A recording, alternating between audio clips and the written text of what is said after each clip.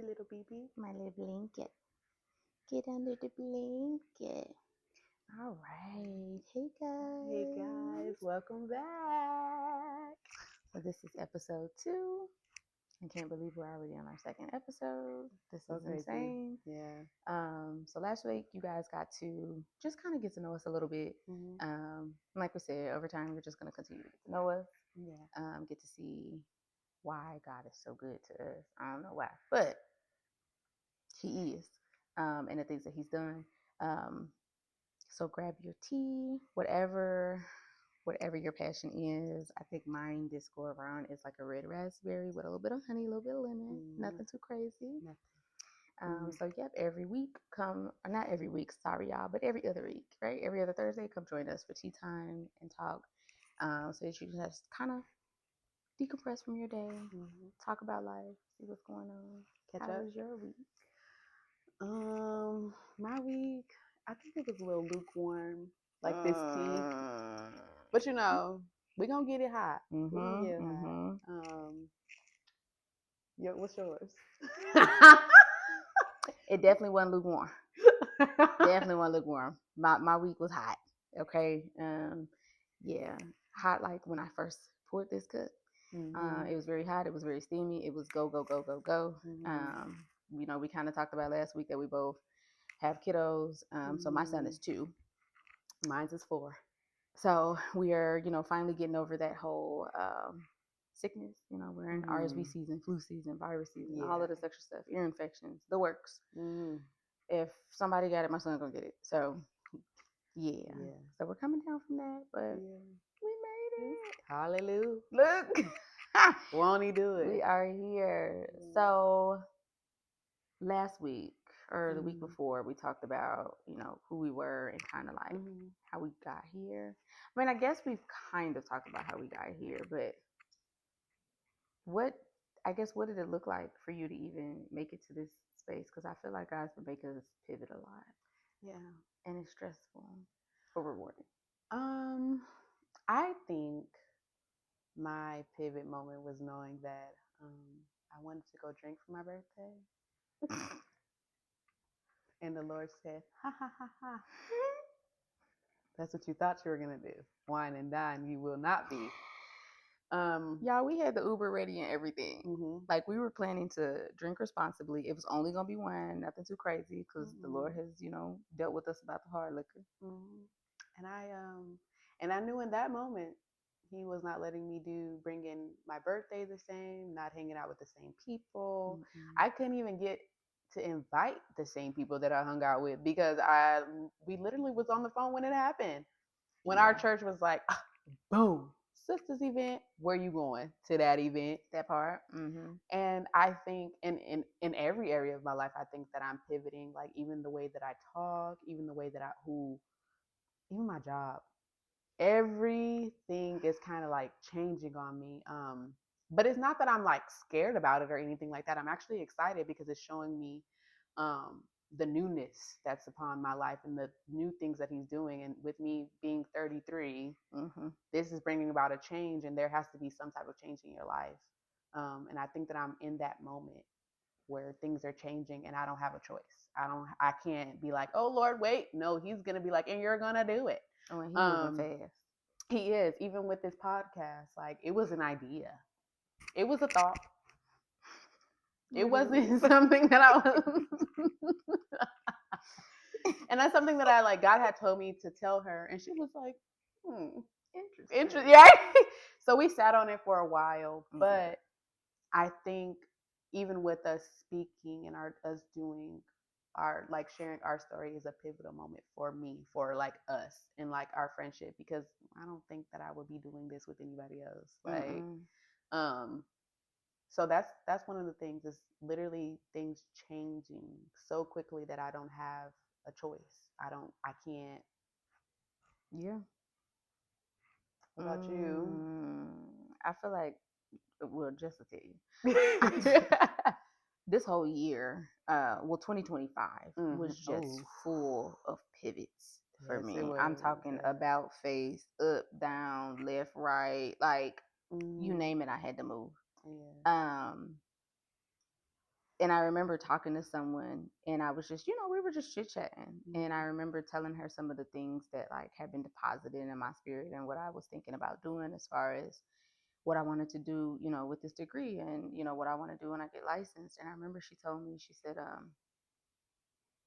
the Lord told me to tell you that as soon as you write it down. I said, me? She said, you. As soon as you write it down. She said, I'm just hearing acceleration. That was all it was. And so not only have I had the pivot, but it's been everything's been happening at an accelerated rate, to the point where I don't know, like, I don't think I really had time to grasp the concept of everything that I'm doing right now. I don't even think, I think the biggest pivotal moment for me is that typically when it's time for me to get over something, I'm like, bet, boom, that's it, whatever. I'm gonna cry about it, like a couple days, and then we're good. And I know I had kind of mentioned to you guys last time, but my best friend back at home, she was with me through the whole relationship with my son's father. Mm-hmm. And like, we still talk every day, of course, right? Because we share this wonderful kiddo. But like, we still talk every day. We're like, at least trying to mend our friendship above all else. Yeah. But that was a really big moment of grief for me. Yeah. And I refused to deal with it. And so what I did was I came here and I went to school, and I told myself, you got to go to school. You don't have time. You don't have time to think about this. You don't have time to grieve. You don't have time to, like, I did not give myself time. And y'all, when I say, like, I did not give myself time, like, I was working 75 hours a week. I was working my real job, and then I had Jess up all night with me, doing my internship. Yeah. Right. So this degree is hers too. Because she could do some crisis work now, because that was what I was doing. And I think it was the weekend of November 3rd that I didn't have school. I didn't have the internship. Yeah.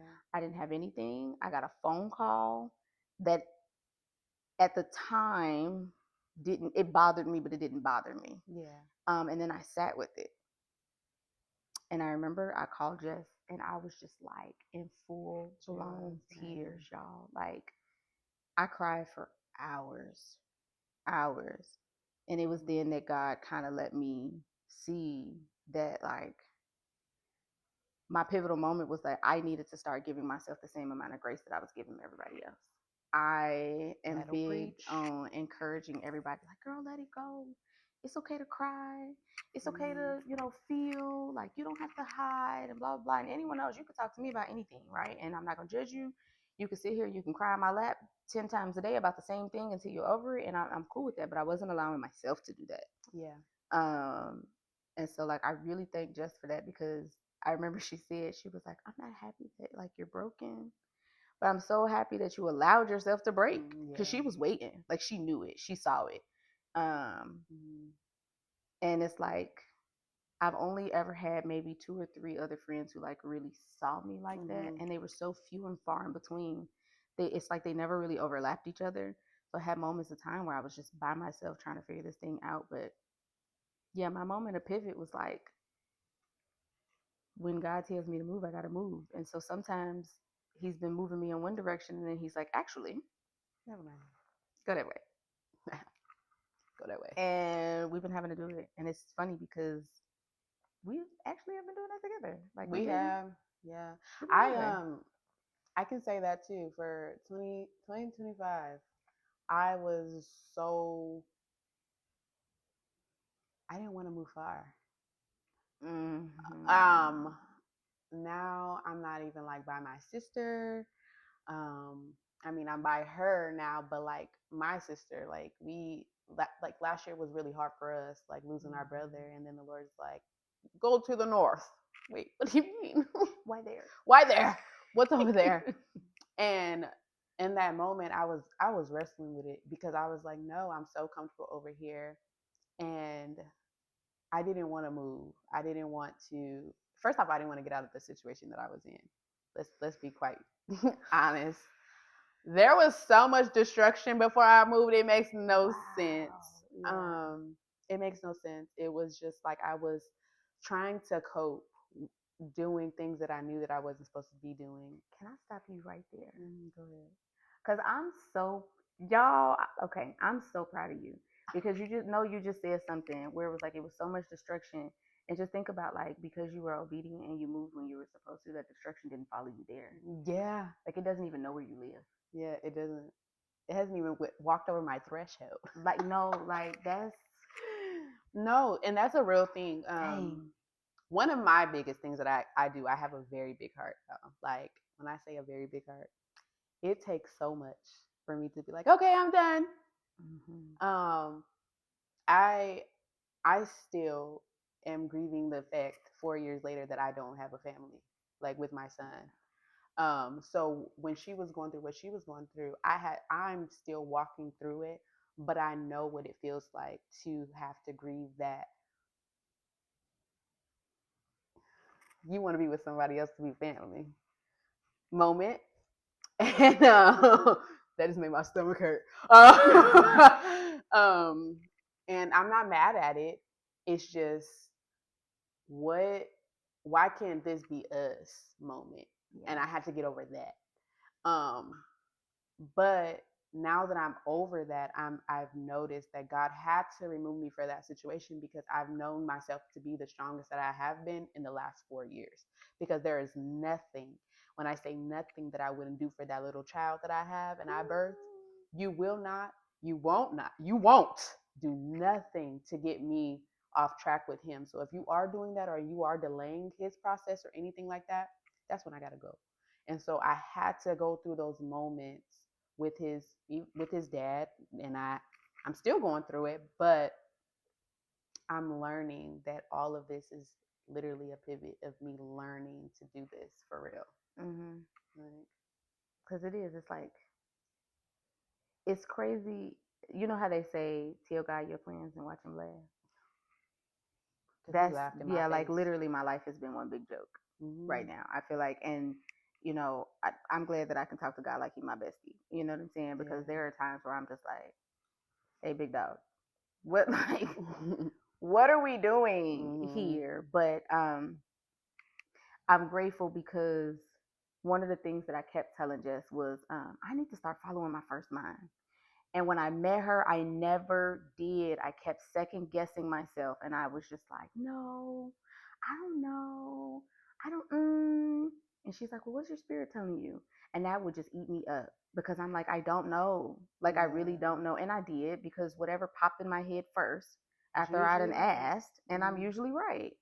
And it's usually something like, we don't need to go on that side of town, or something's up with my baby, or something's going on even with you, so that was also a pivotal moment for me where I told God this year, like typically I don't do New Year's resolutions, but in 2026 I said I wasn't arguing with no toddlers, so that was my first one. Okay. I'm because we're gonna talk about him later. I'm not arguing with no toddlers. Um, I did not ask God for patience because I knew He was gonna try me. So I changed the way that I asked because He was already working on my level of patience. But I said that I wasn't gonna raise my voice anymore because I did. It's actually going really well. No, it's going really well. It's freaking him out because he's like, let me try this real quick. We opposite. Let me yeah, I'm like, I'm not about to yell at you no more. But it's been, he listens better when I'm not yelling. I think when I'm not yelling at him, his nervous system isn't what's responding. Yeah. So since his nervous system isn't what's responding, and he's not like hyper vigilant and all of this extra stuff, he can actually listen to what it is that I'm saying. Right. So now granted, I got to repeat myself 11 times, right? But he's 2, right? So redirection is redirection. But I said I wasn't arguing with any toddlers. I wasn't going to yell at him anymore. I wasn't raising my voice, period. So whether that was with my baby or anyone else. But then I told God, I said, I don't care how crazy it sounds. I'm following my first mind. I don't care how weird it is. I don't care if it doesn't make sense. I'm going to follow my first mind, y'all. it is crazy the amount of things that I've gotten done. It's crazy the amount of things that have been revealed to me. Um, Funny enough, I think with me following my first mind, it's so funny the amount of things that have been revealed to Jess for me. Mm-hmm. Because before she wouldn't give me stuff because I'd be like, I don't know, giving what people call Libra energy. But like now it's just like she can come to me and she could say, I had this dream, and I'm like, bet. So this is what we're gonna do, right? Because this is what I thought about. You gave me my confirmation, or if something's not adding up with my son, yeah, I'm just like, nope, something's not right. People will give me one answer, and I'm like, you're wrong, and then I go and do what I got to do, and I'm right. So following my first mind for sure has been, yeah. Yeesh. No, seriously, and that's a real thing. Following your first mind. Um, I don't know. I don't know. I just was thinking. I was like, that's so crazy because as like we said, we've only been friends for about 7 months, but in the the last 7 months, like she's walked with me through some of like the hardest moments of my life. To think like last at the end of last year, like I almost got evicted, and that was hard. Um, and it wasn't because I was doing anything wrong, and I kept asking. I'm like, what am I doing? Like, why do I deserve this?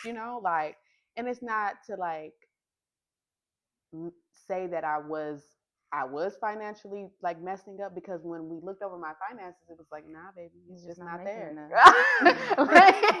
And to be able to have that friend to be like, okay, well, let's walk this through with you, like, and in that moment, I knew that she was my friend because she was calling my phone, because I wanted to be depressed, and she wouldn't let me be depressed. No, because it can't hit a moving target. Get up. And I didn't want to get up. But I'm so grateful because she didn't, and to find out like on the back end, she was trying to find resources. She was trying to do all of these things because people may say they have your best interest at heart, but like to know that like she's having a conversation with another one of our friends to help me is something that I have never experienced or helped. We was gonna figure it out. But to know that like this year, like I'm still like in my place. I'm still like it. I think it actually motivated me to be like, aha, you tried it. Yeah. Like, because it was mental for me. It was really in my mind. Like, why is all these things happening to me? Like, why am I going through this? Why me? But it wasn't that I needed to think that in that moment. I think I was like, why not you, baby girl? Like, because you're gonna get up from this. Because it's like it's a cycle. And one thing that I can say is something generational that I know about my family is it starts in our minds. Once it's in our minds, we believe it. And so that's something that I'm fighting against is it may have passed down from generation to generation, but it won't pass down to my son. So I'm doing the work in like counseling. I may not have opened up to her like I want to, because my nervous system be like, like danger. But it's not danger. It's literally like how you feel when you're healing. And I told her the other day, I was in the car, I was on my way to work, and I was like, I feel weird. Like, I was like, my nervous system is not like on radar. Like, it's like I felt like I was like on a cloud. Like, I didn't have like there was in that moment there was not a worry that I felt. Like, there was nothing that was like, oh, just you got to take care of this. It was like a level of peace that I was like, yeah. And she was like, because you're not on right now. Like, your mind has time to think. And I'm just like, that's so crazy, because I've literally been in survival mode for so long that I didn't know what peace felt like. Like, I didn't know what that moment meant. And I'm actually proud that I'm able to identify it, because there was moments where I was like, you gonna let up on me? I had no, like, and I'm not even kidding, y'all. Like, I had a flat tire. Like, things was just going chaotic. Like, it was like back to back. Like, and I'm not even kidding you. I can't even remember all of the things because it was just every day. I was calling her like, if one more thing like happens, I'm gonna lose it. I'm calling my daddy. Right. Please go get this. Oh yeah, that's what my battery died. I got a flat tire. Like, it was just so many things that happened that I was just like, but you said be obedient, right? But you know what? You were obedient. Because I think the biggest thing that I learned about Jess was that she doesn't know how to ask for help. And so really what this is just my interpretation of what God was doing for her. My interpretation was that God was showing her that, and this is what he's probably showing some of you all too, right? You don't always have to be alone. Everyone is not always out to get you. Some people mean what they say, and you got to utilize your resources. You just got to lean in. And I think that there are a lot of things that God allowed to happen to you because he was like, oh, you're not going to ask for help? Yeah, okay, bet. I'm gonna make you ask for help. Yeah, and it's not that I don't want to ask for. Let me stop. It is not a prideful thing, but I think it's a generational thing that I've never seen my mom ask for help. She always figured it out. So I thought when you became a mom, you figure it out. You don't. When you ask for help, I feel like that's just like you not figuring it out. Like so, like when you like just like crying, like that's for weak people. Why we crying? Get up. So there's a lot of things that I had to like reprogram my mind. Like asking for help is not something that's bad. It actually helped me out a lot once I did be like, okay, this is where I'm at. And not performing because I'm a very big performer. I will laugh and I will do all smile in your face and go home and go in my bed because I'm very good at masking it. But that's what I'm getting out of is like performing for other people. If I'm going through it, I'm going through it. And I need to really step out there and be like, okay, this is how I'm feeling. And that's one thing I can't say about her. And I'll be like, am I crazy for feeling like this? Like, and she'd be like, no. And I think that that's my biggest thing where I'm trying to change and letting people know that I'm not okay. Because once I go back home, can't nobody see it but God. And that's one thing. What do you think? One thing you're working on? So many things. I think that's my biggest thing because I'm also in therapy, and I remember telling her like I think I was having a conversation with my son's dad, and he said something, and he doesn't. To be honest with you, he doesn't even realize that he hurt my feelings. And I haven't really talked to him about it because it wasn't that it didn't matter. I just needed to sit with it, right? Yeah. And I told her, I said, I just have like such big emotions, right? Like when we talk to the kids, I know you have big feelings. And I'm like, I just have these big emotions and I just don't know what, like what to deal with. And she was like, well, you just deal with the one that is affecting you the most. And then it dawned on me, I don't know. Yeah. I don't know. I was like, because when I had that conversation, I didn't know if I was angry. I didn't know if I was hurt. I didn't know if I was sad. I didn't know if I was like I had no idea. I just know that it was like just all of these emotions in once. Like my stomach started hurting, and I was just like, I was just ready to cry because I'm like, it's just too much, right? And it was so many feelings that it became physical. Like I don't know. So I think that part of what I'm working on, kind of similar to what you're working on, is like allowing myself to feel. I feel like I'm comfortable with telling people that I'm not okay, right? So I'm okay with telling them, they're like, how you doing? I'm not okay. Don't talk to me, right? Like I'm comfortable doing that. But I don't think that I'm very good at actually dealing with whatever it is. I kind of just bury it. I suppress it, and I think that I put whatever it is that I'm feeling. I think that is why when people are like, well, be careful how much you let people dump on you. I actually let people trauma dump on me because then I don't have to deal with what I'm dealing with. And I have found that a lot of times if I'm helping you through something, then I inadvertently help myself. Because sometimes I'm telling people to do stuff and I'm like, girl, that was for you. Yeah, that's so crazy because when she was talking, I was like, I don't think a lot of people talk about how when you don't work out with the person that you have a child with, you still, through your hurt, through how you feel about this person, you have to put your feelings aside to still talk to this person. Because no matter what, how I'm feeling, how he's feeling, or how she's feeling, it doesn't matter because y'all have a child together. So I have to constantly hear your voice.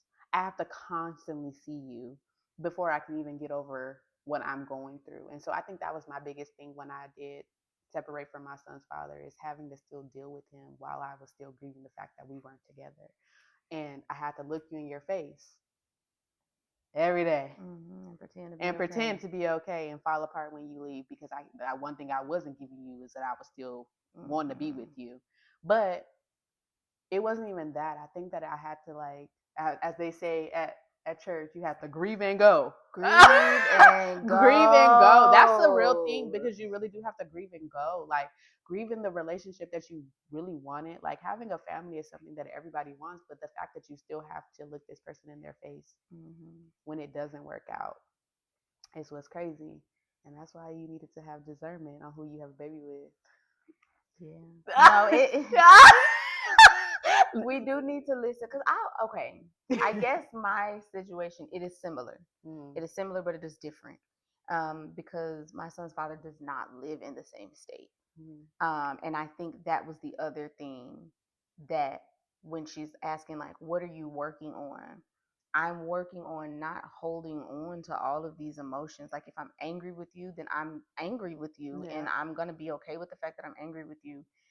So what I do appreciate, at least about our co-parenting relationship, we at least can talk about what it is that we're feeling in that moment, because we both have this understanding of, if I am not okay and I continue to hold on to these things, then it's going to affect my baby. Yeah. And so we both have been kind of like periodically trying to, like, if whatever I'm feeling is dealing with you, then I'm going to talk to you about it. And that's the other thing that I've been working on, coming to the source. So if you are the source of my pain or the source of my problem, as long as it is beneficial to, like, our co-parent relationship, or just me in general, right? Like, if it doesn't bring me peace, or if it is not benefiting me, then there's no reason for me to talk to you about it. I'll go talk to my counselor, talk to my friends, talk to the Lord. But we can at least talk about what it is that we're feeling. See, that's different, because me and him don't talk. Like, we literally do the co-parenting thing. Like, you drop him off, you have him your days, I have him my days. Sometimes we say hi to each other. Like, y'all, I don't know how healthy this is, but, like, sometimes we don't talk to each other. If it needs to be for my son, we'll communicate about that, like what goes over his house. And sometimes I'll be telling him, like, you got to deal with that over there. We don't have that open communication to be like, hey, like this, and this. Like, it's still very weird. We still haven't had a conversation. And that's, I think, one of my biggest things that I'm dealing with, because you still haven't closed that chapter, even though I have. I'm good. But when you like hold on to those things, it makes me wonder, like, how you really are, like, if you ever deal with your emotions, because I know how I felt when I wasn't dealing with my emotions. And it makes me think, or like, how healthy are you to be for my son? And if he doesn't see, like, him communicating with me, how does my son view communication? Right. So there's a lot of things that I, like, play in my head, like, okay, maybe I can do better. But one thing I'm not doing this year is making myself be the point of person that fixes everything if you're not willing to meet me halfway. I'm just not. At this point, our son's 4. So I'm still getting to that point where it's like, communication has to be key for just my son, and anything else doesn't matter.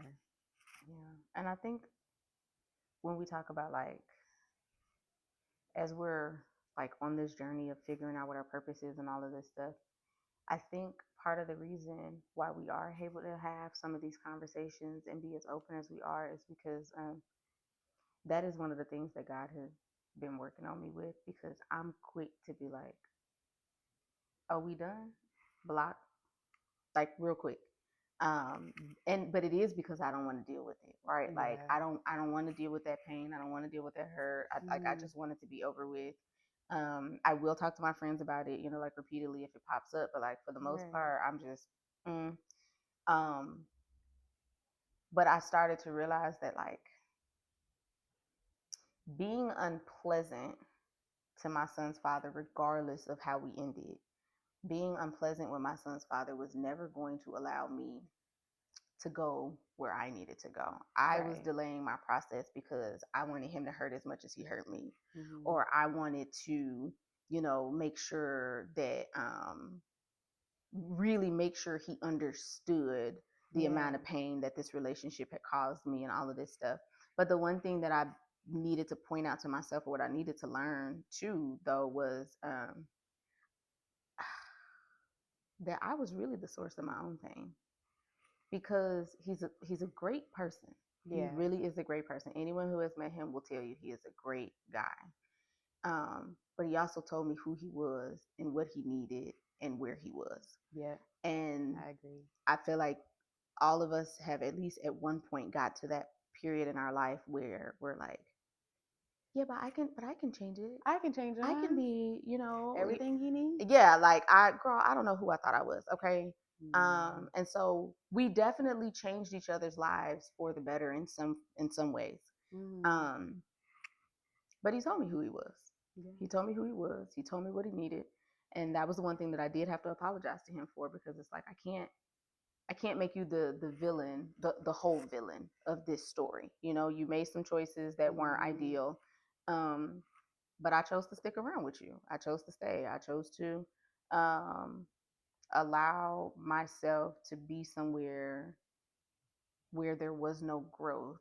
That's not to say that it couldn't have been later. Right. But part of me also feels like when you try to force something, if it was supposed to be later, you've completely ruined that. Right. So that's one of the things that like we want to tell the mommies out there, like, it's okay to grieve whatever relationship you had. Right. Even if it's 5-6 years later, like that's tough. That's a lot of work. And you don't get to really grieve the way that you want to, because you still have this. Mommy. You got this.